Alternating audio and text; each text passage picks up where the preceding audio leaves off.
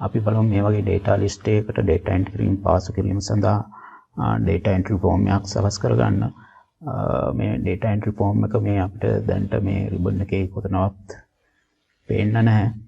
ඒක නිසා අපි බලමු මේ මුලින්ම මේ ribbon එකට එහෙම නැත්නම් මේ quick access toolbar එකට මේ form එක add කරගන්න. ඒක අපිට ක්‍රම දෙකකින් කරන්න පුළුවන්. එක ක්‍රමයක් තමයි මෙන්න මේ විදිහට click කරලා මෙන්න මේ more commands කියන select කරන්න ඕනේ. මෙතනදී අපිට තියෙනවා quick access toolbar කියන එක select කරලා මෙතන අපි select කරන්න ඕනේ commands not in the ribbon කියන එක. එතකොට මේකෙදී අපිට මෙතනින් පෙන්වුම් කරනවා බලා ගන්න පුළුවන් මෙන්න මේ form කියන icon එක තියෙනවා. මේක select කරලා add කියන button එක click කරලා ඊළඟට අනිත් ක්‍රමය තමයි මේ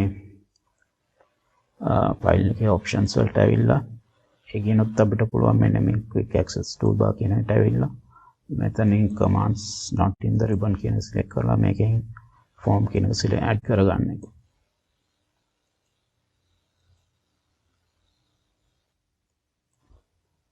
දැන් එතකොට ඔයාලට පේනවා මෙන්න මෙතන මේ form කියන icon එක මෙතනට ඇවිල්ලා තියෙනවා මේ quick access toolbar එකට. ඊළාට අපිට කරන්න ඕන තව දෙයක් තමයි මෙන්න මේ data list එක table එකක් බවට හරව ගන්න ඕනේ.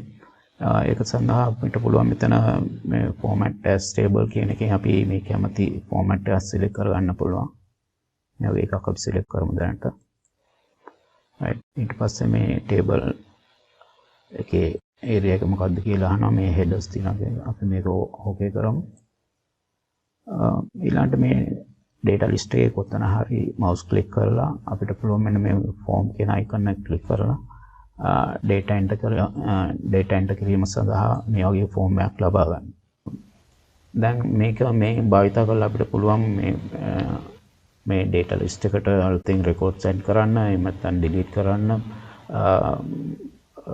record එකක් වෙනස් කරන්න වගේ දේවල් කීපයක් කරන්න පුළුවන්. අපි මුලින්ම බලමු මේකට අලුතෙන් record එක add කරන්න. ඒ සඳහා මේ new කියන බටන් එක click කරන්න ඕනේ.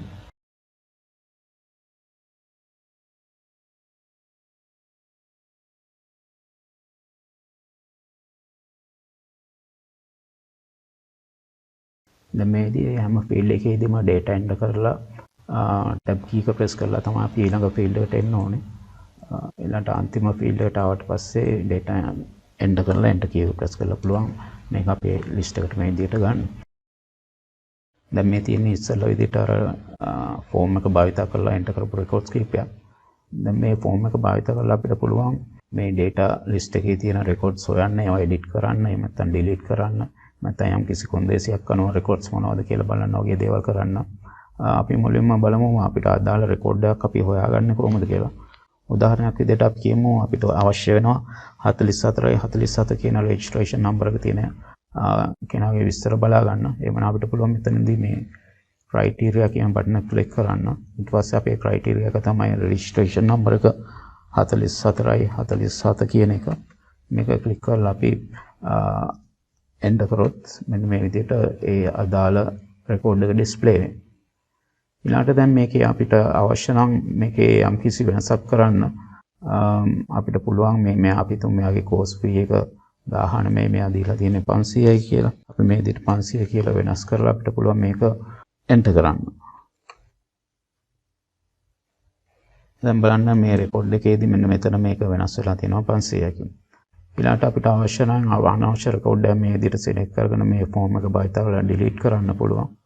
එහෙම නැත්නම් තව පුළුවන් අපිට උදාහරණයක් විදිහට මේ COA කියන course code එක කරන ළමයි මොනවද කියලා කියන එක බලා ගන්න අවශ්‍ය නම් අපිට පුළුවන් මේ criteria කියන එකට එන්න. ඊට පස්සේ අපිට පුළුවන් මෙතන criteria එක විදිහට COA කියලා ලියන්න.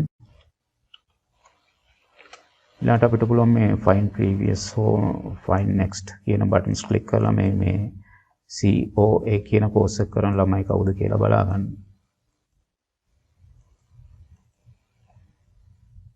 එhmenan මේ Excel වලදී මේ data entry form එකක් භාවිත කරන එක ඉතාමත් වැදගත් වෙනවා, ඉතාමත් ප්‍රයෝජනවත් වෙනවා. මේක මේ form එක add කරගන්න අපි මුලින්ම කරන්න ඕනේ මේ quick access toolbar එකට මේ form එක add කරගන්න ඕනේ. ඊළඟට අපේ මේ data set එක table එකක් බවට පත් කරගන්න ඕනේ. එමනම් මේ ස්ප්‍රෙඩ්ෂීට් එකකට data entry form එකක් add කර ගැනීම සහ එකෙන් ගන්න පුළුවන් ප්‍රයෝජන ගැන ඔයාලට idea එකක් එන්න ඇති.